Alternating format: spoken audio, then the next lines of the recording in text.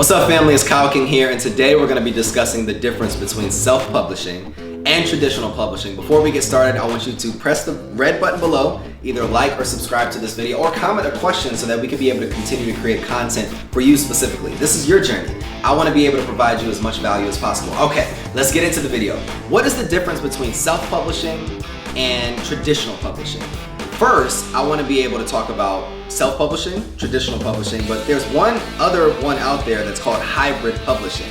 Self-publishing is just that you, the author, have full control over the manuscript, full control over the rights of the book, the intellectual property. You're going to be paying for all of the costs, from editing, from book design, from the actual uploading of the manuscript. You're going to kind of have all the front-end costs. But the beautiful thing about self-publishing, and that's the one that I personally recommend you going in that route, is that you'll be able to have control over the profit. You'll be able to have lower barrier to entry. You'll be able to have speed to market.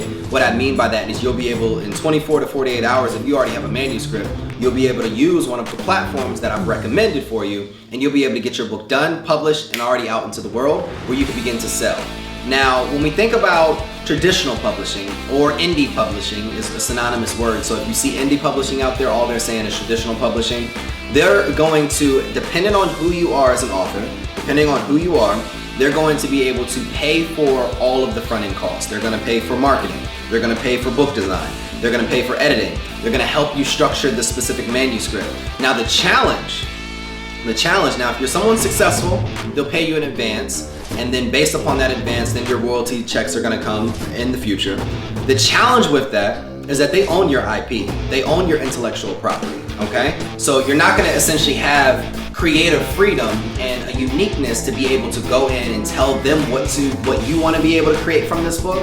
They're already going to have a marketing plan in mind. They're already going to have a system, a sequence, and they're going to take your idea, and based upon their system that they have within their organization, they're going to push it into the marketplace the best way that they believe. Now, you could get an advance, but some traditional publishers aren't going to give you an advance, especially if you're a first-time author that doesn't have a bigger following. But one of the benefits of it is that they take care of everything. They take care of sometimes the marketing. They take care of the editing. You don't have to find a book designer or any of those different things. You just have to work with them on the specific manuscript. Now, hybrid publishing is like the merge, obviously, between self-publishing and traditional publishing. It has all the features of traditional publishing. They own the IP. They're going to kind of do everything for you. But there's a hybrid contract that states that you will have specific royalty rights or specific profit margins that are a bit higher than traditional publishing. Now, the biggest question is, Kyle, what do you recommend? I always recommend self-publishing. The reason why is because you're going to have lower barrier to entry. You're going to be able to get into the author game a lot faster. You're going to be able to become an author a lot quicker. You're going to be able to own your intellectual property, so if there's changes, if there's things that you want to update in the future, you could always do that, and you don't have to go through 3, 4, 5 contacts to be able to do that, and then you're going to have higher profit margins.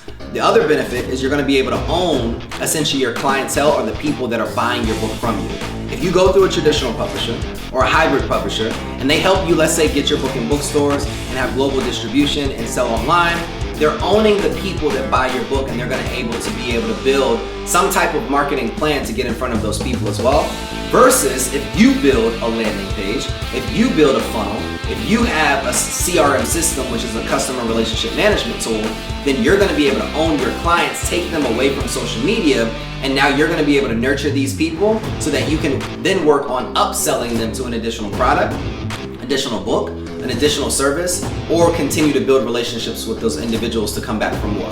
So hopefully that answers the major question, would I recommend self-publishing or traditional publishing? And I hope you understand the difference between self-publishing, hybrid publishing, and traditional publishing. Hopefully you've liked this video, and if you have any more questions, please put them in the comment section below.